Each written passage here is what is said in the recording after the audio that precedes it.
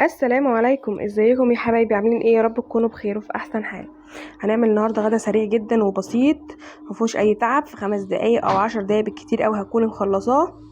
لو هتعملي كبده كده، عندي كبده فراخ ومش عارفه تعمليها ازاي، تعالى اقولك على طريقه فظيعه هتطلع معاكي تحفه بيها واكنك بتاكلي كبده اسكندراني مش كبده فراخ. هنعمل سلطه الكرنب بطريقه مختلفه جدا وجميله لو انت ما تعرفهاش. هنجيب نص كيلو من الكبده كده، وعلى حسب الكمية اللي عندك، وهتنضفي القلب اللي فيها وهتشيلي منها الدهون زي ما انا كده منضفاها. لو فيها قوانص عادي برضو هتنزلي بالقوانص الاول في الطاسة زي ما احنا عارفين، و10 دقايق وهتنزلي بالكبدة عشان الكبدة متاخدش سوا كتير. عندي معلقة من الثوم المهروس وهنزل عليها بنص معلقة ملح او رشة كده من الملح، وفلفل اسود حبة صغيرين جدا عشان ما يغمقليش الكبدة، وطبعا كمون وكزبرة، ونص معلقة نص ليمونة، ومعلقة كبيرة من الخل. تمام، هي دي كده تتبيلة الكبدة بتاعة الفراخ اللي هنتبلها بيها، وهنخليها طعمها كويس جدا وطعمها جميل. اقلب بقى الحاجات دي كده كويس جدا مع بعض. كده احنا حطوم وخل ونص ليمونة وملح وفلفل وكمون وكزبره، وما كتريش الفلفل الاسود عشان الكبده ما تغمقش معاكي في التسويه.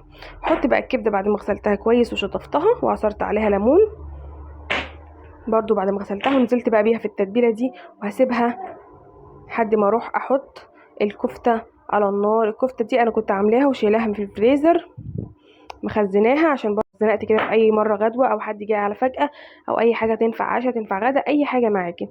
الكفته دي هقولك طريقتها ازاي تعمليها وتطلع معاكي كده. لو عايزه تقليها، عايزه تشويها وما تفكش معاكي وتبقى كويسه جدا ومتماسكه مهما سبتيها. تمام، هحط بقى الشوايه بتاعتي اللي هحطها على النار دي. ما عندكيش هترصيهم كده على صينيه وتحطي لهم نقطه زيت وتحطيهم في الفرن في الشبكه اللي في النص. لو ما عندكيش الشوايه اللي زي دي، هقطع بقى البصل والفلفل اللي هنزله على الكبده، هقطعه كده شرايح. عايزه تقطعيه بالطول براحتك، عايزه تقطعيه مكعبات براحتك على حسب انتي آه وذوقك يعني. بس انا بحب الشكل ده، بيدي منظر حلو للكبده. قطعت كده بصلتين وقرنين من الفلفل. هنا كنت نزلت بالكبده، خدت صدمه بمعلقه زبده او معلقه زيت براحتك انتي، بس معلقه الزبده بتديها طعم كويس جدا. بس اللقطه دي ما كانتش، كانت الكاميرا واقفه.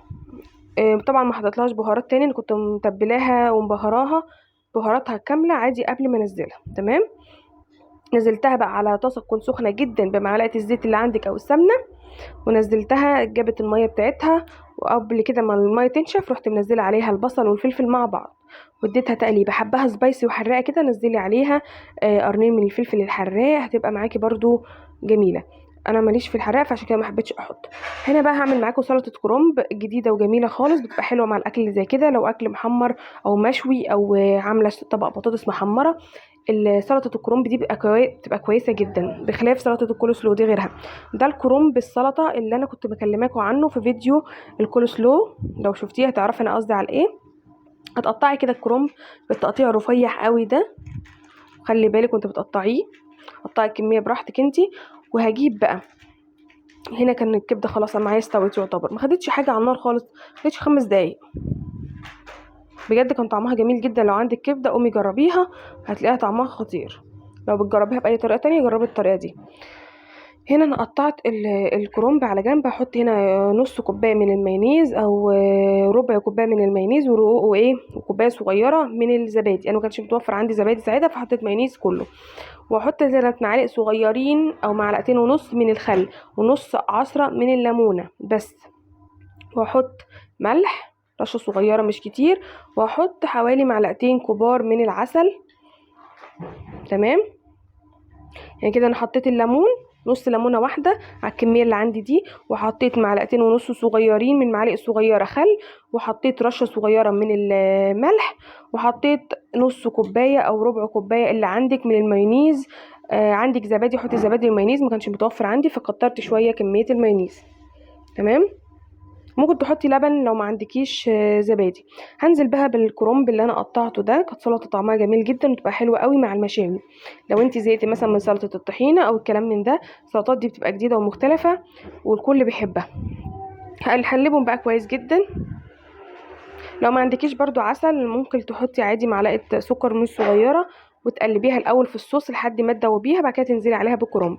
هنا كان خلاص الكفته اتشوت عندي، هطلعها بقى على السرفيز او الصينيه او طبق. الغدوة دي فظيعة وجميلة وسهلة، كلنا بنحب الغدوات السهلة البسيطة دي، اللي كلها تبقى زي ايه، لو طبق بطاطس، طبق مش عارف ايه، حاجات بتبقى سهلة وبسيطة وبتبقى مشجعة قوي على الأكل.